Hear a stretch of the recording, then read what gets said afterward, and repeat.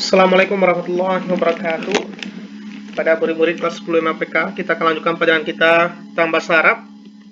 Hari ini target belajar kita adalah murid mampu mengklasifikasikan isim, fiil, huruf. Maksudnya para murid nanti bisa membedakan mana dalam bahasa Arab yang termasuk isim, mana yang fiil, mana yang huruf. Kalimah, kata dalam bahasa Arab itu ada terbagi tiga. Pertama ismun, yang kedua fi'lun, yang ketiga harfun. Ismun adalah isim atau kata benda. Contohnya sekolah, buku, guru, siswa. Kalau dalam bahasa Arab, madrasah, kitab, ustaz, tilmizun. Fi'lun adalah kata kerja.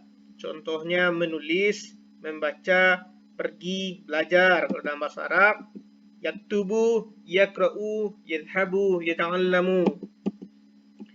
Harfun atau lebih sering dibaca dengan huruf, maksudnya adalah kata hubung atau kata benda atau kata depan. Kata hubung atau kata depan. Contohnya di, ke, dan, atau. Dalam bahasa Arab seperti fi, ila, wa, au. Ini termasuk huruf. Sekarang kita akan bahas satu persatu apa itu ismun. Isim ini adalah kata-kata dalam bahasa Arab yang tidak ada berkaitan dengan waktu. Kalau untuk mudahnya, kita bisa melihat dari tanda-tanda isim. Tanda yang paling biasanya adalah, isim ini memakai alif lam. Contoh, al-madrasatu al-kitabu. Al-madrasatu ini ada alif lam di awal. Kalau ada kata bahasa Arab awalnya ada alif lam, itu adalah isim. Al-kitabu, ada alif lam lagi. Ini juga contoh isim. Bismillahirrahmanirrahim, ada Allah, ar-Rahman, ar-Rahim. Ketiga-tiganya termasuk isim. Kenapa? Ada diawali huruf alif lam. Tanda kedua, kalau dia tidak pakai alif lam, biasanya dia bertanwin. Ada fathah dia 2 di atas, kasrah 2 di bawah, atau domatain. Fathatain, kasratain, domatain. Ini contoh, madrasatun, kitabun. Andai kata ada kata dalam bahasa Arab berakhiran tanwin, tun, kitabun, madrasatan tan, kitaban ban, madrasatin tin, kitabin bin. Ini dia termasuk isim. Yang ketiga, diawali nida. Contohnya, ya Ahmadu, ya Talibu. Mana nida itu? Nida itu adalah panggilan. Di sini yang nida adalah ya. Jadi kalau ada ya, setelahnya itu adalah isim. Jadi Ahmadu, Talibu, Talibun adalah isim. Yang keempat, bisa dimajrurkan oleh huruf jar. Ya, waktu di MTS atau di pesantren dulu kan sudah belajar tentang huruf jar. Andai kata ada huruf jar, setelahnya itu adalah isim. Jadi fil madrasati. Madrasah ini posisinya majrur, baris bawah, dan diawali dengan huruf jar. Maka madrasah termasuk isim. Ala syajarah. Sebelumnya ala huruf jar, as-syajarah ini termasuk isim. Biar untuk memahami, kita akan tes secara cepat. Tentukan dari kata-kata berikut yang termasuk isim atau tidak. Para murid silahkan menjawab sendiri. Ahlan. Ahlan ini termasuk isim atau tidak?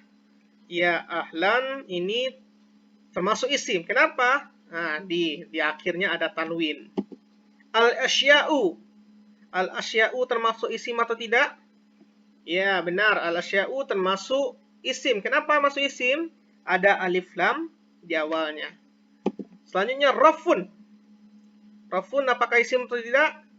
Ya, benar. Rafun itu adalah isim. Kenapa isim? Berakhiran tanwin. Wa, masuk isim atau tidak?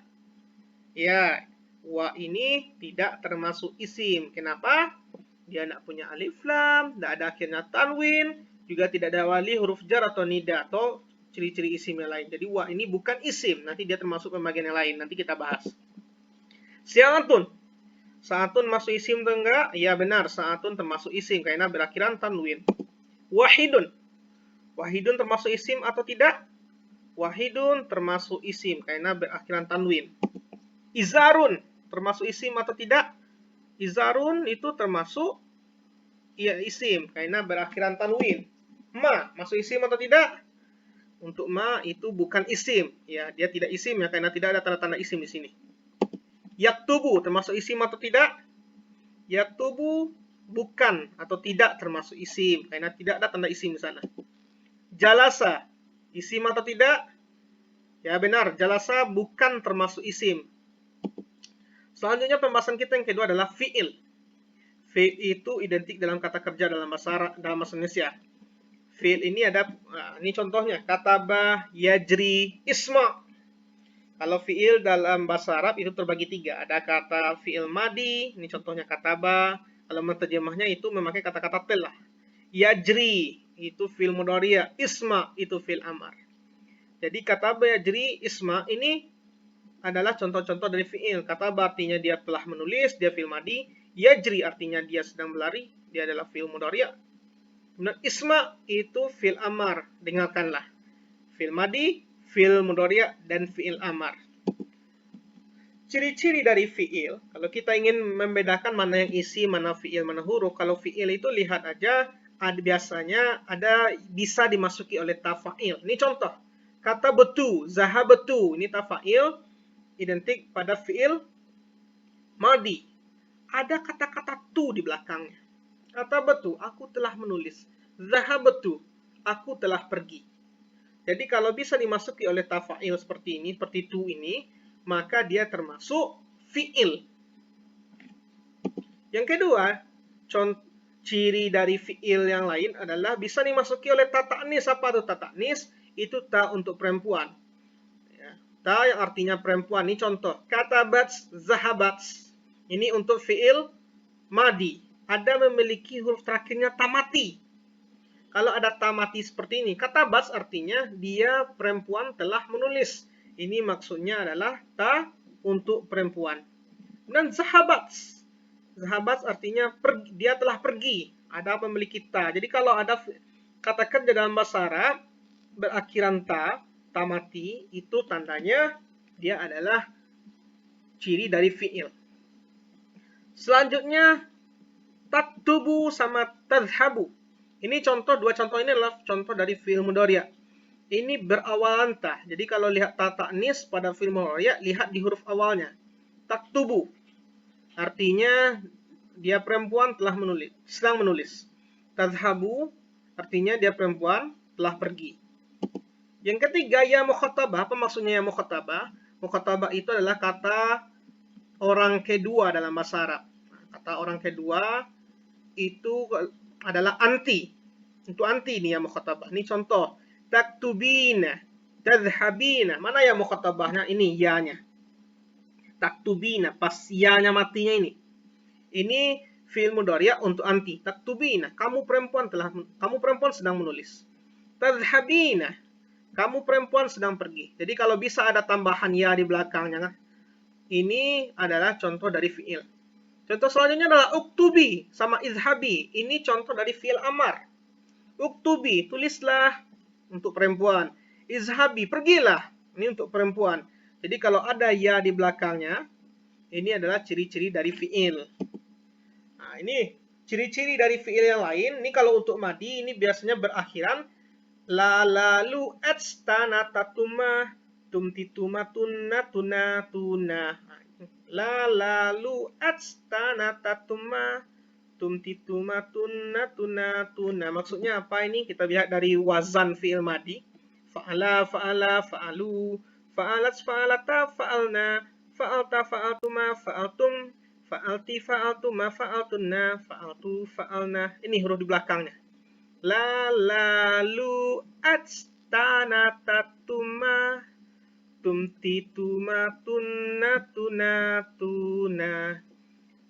La lalu atstana tatuma tumtituma tunna tuna tuna. Fi'il madi sudah dipelajari waktu MTS. Selanjutnya ciri mudhari'. Ini berawalan, ya untuk mudahnya, berawalan ya yu tatu a unanu. Jadi kalau mudhari' kalau ada huruf-huruf ini, huruf ya, ta, a, nun, bisa disingkat anita atau ana itu, maka itu ciri mudhari'. Lihat dari wazan fi'il mudhari'. Yaf'alu, yaf'alani, yaf'aluna, taf'alu, taf'alani, yaf'alna, taf'alu, taf'alani, taf'aluna, taf'alina, taf'alani, taf'alna, af'alu, naf'alu. Lihat, berawalan ya. Ada berawalan ta, ada berawalan a dan ada berawalan na. Jadi cocok. Yayu, tatu, au, nanu. Berawalan huruf-huruf itu.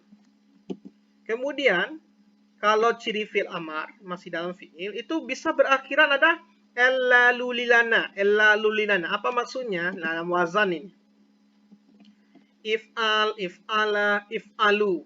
Ini untuk kata fi'il amar. If'ali, if'ala, if'alna.